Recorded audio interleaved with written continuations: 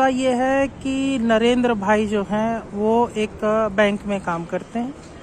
Bank में काम करने के बाद क्या होता है कि अपना जमा पूंजी लगा के अपने बेटे राहुल को विदेश पढ़ने के लिए भेज देते हैं।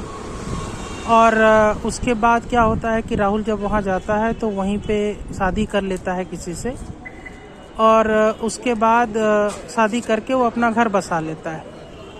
अब नरेंद्र भाई अपना सारा पैसा उसके ऊपर लगा चुके हैं, वो इस सदमे को बर्दाश्त नहीं कर पाते और उनका देहांत हो जाता है। उनके पीछे उनकी पत्नी सीता और बेटी प्रियंका रह जाते हैं।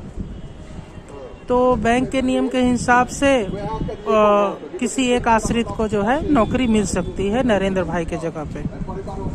मगर यहाँ पे कहानी में ट्विस्ट आता है। ट्विस्ट ये आता है कि बैंक जो है वो कहता है कि आपके पूरे परिवार का जो है हमको आय का ब्यौरा देखना होगा कि आपके पास कितना पैसा है। नरेंद्र भाई ने एक 25 लाख का टर्म इंश्योरेंस भी लिया था और कुछ मिला के उनके पास 40-50 लाख रुपए उनके जाने के पास रह जाते हैं। और वो चूंकि न्यू पेंशन स्कीम में है इसलिए उसमें कुछ बहुत ज़्यादा उनको मिलेगा नहीं उनके परिवार को। अब लेकिन जब हिसाब खाता जोड़ा जाता है तो राहुल का भी इसमें जोड़ दिया जाता है, जबकि राहुल अपनी माँ और अपनी बहन को बहुत पहले ही छोड़ चुका है। तो प्रियंका को नौकरी नहीं मिलती और दुर्भाग्य से साल भर के अंदर सीता जी को जो है वो कैंसर डिटेक्ट हो जाता है। तो जो वो 30-35 लाख रुपए थे वो चले जाते हैं। तो ये कहानी कहती है कि एक बैंक में या किसी भी सरकारी संस्था में कंपनसेट अपॉइंटमेंट एक ऐसा विषय है जिसको जांचने की ज़रूरत है।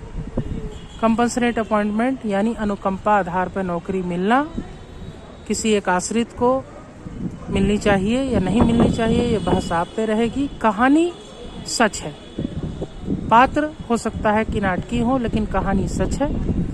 और ऐसा ही एक और मुद्दा है मेडिकल का जुड़ा हुआ, जिसमें कि लोगों को जो है आपकी अगर माँ बाप की आय 10,000 से ज़्यादा है तो उनको आप मेडिकल स्कीम में अपने संस्था के नहीं ला सकते। ये किसी एक सरकारी संस्था की बात नहीं है, तमाम सरकारी संस्था में इनकम टैक्स एक्ट के हिसाब से यही नियम है।